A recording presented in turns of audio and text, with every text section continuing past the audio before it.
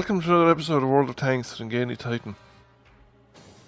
We're on the Cannes map, and I'm in the T-54E1, the Tier 9 US medium tank with the autoloader. Recently I've taken a liking on the Cannes maps for going to the northern ridgeline around A5. You can get some good spotting if you can get in under the ridge. If you get in under the escarpment before the enemy tanks get there in any kind of force, you can get spotting damage, provided you have covering tanks behind you. And if you make your way up through the routes up onto the top of the escarpment, you're then in a strong position to kind of roll up that central ridge from the north, or drive down towards the base, attack the artillery, and so on. Whereas I have found the central location on the map to be very vulnerable, basically, to flanking fire from unseen targets, because if you're spotted, you can basically shot at from anywhere along the central edges, the central areas of the map. And a lot of the areas that you might spot an enemy from yourself, you have to push out a cover into very exposed positions to get a fire. So I'm not sure how useful it is to exploit the centre. I think it's more of a spotting area for fairly nimble tanks to hang back, and for people behind them to shoot at what they light up. The big problem with this strategy that I'm taking is this last bit, when you're crossing this bit of open ground. If the enemy have already arrived in force, then it's not really a viable thing to do.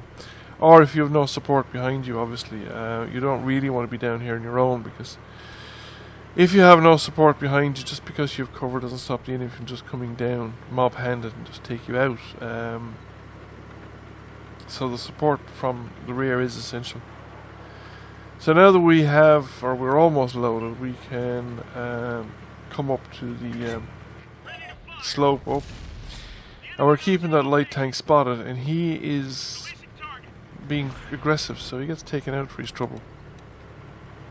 We have a bad momentary lag spike there where I just lose control of the tank completely, but we get it back under control, and I don't really have a problem with lag for the rest of the game. It's just that one instance. But we get up onto the position on top, and now we're the ones with the flanking shots on the enemies in the central area, and they have to pull back, so they're now out of combat, so to speak. They're only engaged when we are ready to engage them. That was definitely an arty shot that came in overhead there. Now this Motherland that passed me gets too aggressive. He should have hung back a little bit, or taken a less exposed route, because I can't support him. I'm reloading. I think he should have waited for me to be further into my reload cycle, so that at least I could support him. Now he starts taking damage immediately, again. And I think he's probably taking damage from multiple tanks. Oh, he's setting fire. So there's a good chance that Arty hit him. We finish off the Arty, and there's very little left of the Motherland. Yeah, they didn't have extinguishers, or well, he probably didn't have extinguishers to lose that much health. Yeah. Well, I'd prefer if he, if he stayed back. I think he'd have had a better chance. That is one of the problems of skirting down around the edge there. You're very vulnerable to artillery, because there is good cover for the defending tanks, at least until such time as the artillery gets spotted and is forced to retreat. Once the artillery is forced to retreat, you have a bit of a better chance. So we've managed to take out another medium tank, but now we're on the reload cycle again. But we have a bit more support this time. There's a tank parallel to me, and there's another tank behind me, so somebody coming around the corner here should be under the gun of the guy behind me. I'm going to continue indicating my reload status, because again, I don't want people putting themselves at risk expecting me to do stuff and I'm not in a position to do it. Now I put 2 good rounds into the Motherland here at the start, and then I kind of mess it up. I bounced that one as he turns, and fired that one way too late. I should have waited until he had rammed me and then put it into the side of the turret. Might have actually finished him off, and this will cost me dearly, because now I'm stuck on the reload cycle, and Arty is coming in for the ram, and also he may have actually fired as well. Oh no, he probably wasn't a reload. But between the whole lot, actually probably might have taken a round from the motherland. However it happened, I've lost my engine. And I repaired the tracks because I thought if I repaired the tracks I'd be able to get away from facing my rear to the motherland, but with the crippled engine I was actually not able to make the turn before he caught up with me. And now I'm stuck with a crippled engine for the rest of the game. I really need to put firefighting and safe stowage on this crew so that I can load a second repair kit, because module damage is a thing with this tank. If it isn't the ammo rack, it's the engine, or I suppose the other modules don't matter as much, but you don't want to lose the engine. Although it does catch fire as well, so it's kind of hard to know what exactly way to go. I've caught on fire this tank a few times, but not often. I mean, it's still an American tank. They don't actually catch fire that much, but it catches fire more than most of the others. So I'm making my way to our own cap circle because that's under threat, but I ran into a tank destroyer here in front of me that I didn't expect, and there is another one to my right. It was detected earlier on, which is why I back off while Sixth Sense is still on me. And I've decided to come around this way because I thought that he would be directly facing the gap when I came out from where the Jagdtiger was. When I turned around there and started facing west again, that I'd be facing into whatever that tank destroyer was. So I thought if I turned or came around this way, that I would be able to catch that tank destroyer on the flank and maybe track it and keep it tracked, rather than have to face it. I didn't expect the engine damage to be quite so painful.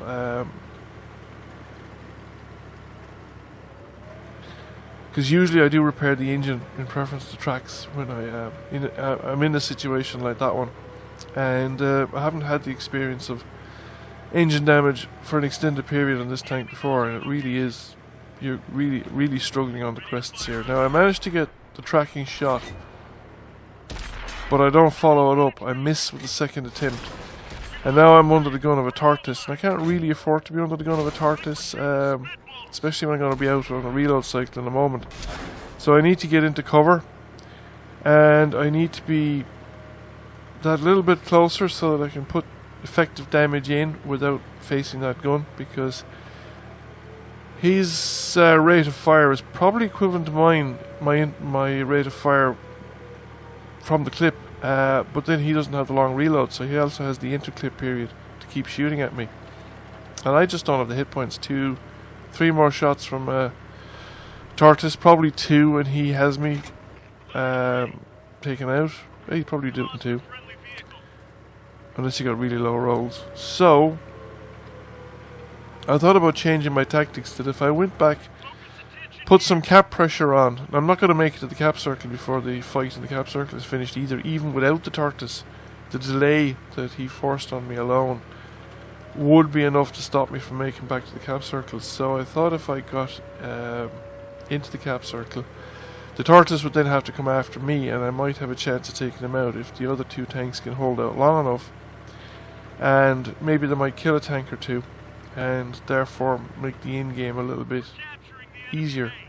Although I don't know if I don't think I'd get back to the cap circle even with a single capper on the direct route.